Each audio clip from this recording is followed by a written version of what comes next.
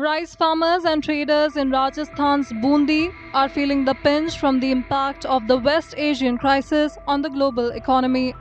Known as the rice bowl of the state, the region not only produces basmati rice but also has a large number of mills that process and export the high quality variety to various parts of the world, particularly the Middle East and Europe. These exports form a significant part of the local economy. However, due to disruptions in supply chains, traders say consignments are stuck at ports and wholesale markets, raising fears of major losses. Kota Bundi जिले की बात करें तो कोटा बूंदी जिले के अंदर 35 industries है, rice industries है 35। अब इन इंडस्ट्रीज में ऑन एन एवरेज पर डे का 80 से 100 टन चावल बनता है। कुछ मेगा इंडस्ट्रीज भी है जहाँ से 150 से 200 टन बनता है।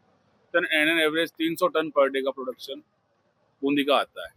15 दिन से ऑलमोस्ट वॉर चल रहा है, उसी हिसाब से 50,000 टन चावल जो बूंदी में स्टॉक हो चुका है, लग चुका है, जिसकी लोडिंग बंद है। और अब आगे बूंदी राइस मिलर्स भी 8, 10, 15 दिन से ज़्यादा माल बना के अपने गोदामों में इससे ज़्यादा नहीं लगा सकते। प्रोडक्शन है वो 90% एक्सपोर्ट में जा रहा है। यहाँ से कांडला पोर्ट जाता है और पंजाब हरियाणा की जो पार्टियां हैं वो उसको एक्सपोर्ट करती है। कहाँ होता है ये और वैसे तो ऑल ओवर वर्ल्ड ही होता है, लेकिन जो इसके मेजर बायर हैं वो Iran, Iraq, Turkey, Jordan, Algeria, पूरा सऊदी अरब है, तो ये सारा एरिया में, और कुछ यूरोप है, तो लगभग सारे ही वर्ल्ड में जाता है, पर मेजर बायर ही हैं।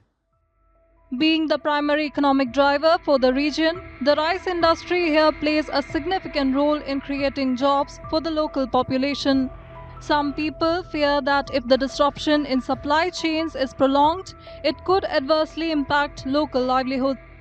लगभग यहाँ मंडी से 3-4 हजार आदमी हैं यहाँ मंडी में। हाँ, पल्लेदार हैं, उन्हीं में, और बाकी और भी हैं, ऐसे करके 3-4 हजार लोग हैं। बाकी इनमें राइस मिलों में भी है, किसी में 300 है, किसी में 200 में, किसी में 100 है, ऐसे राइस मिलों में, तो उनको उनके रोजगार के सब पे असर पड़ता है। Both farmers and rice traders in Bundi are urging the government to devise measures to help them cope with the situation and recover losses.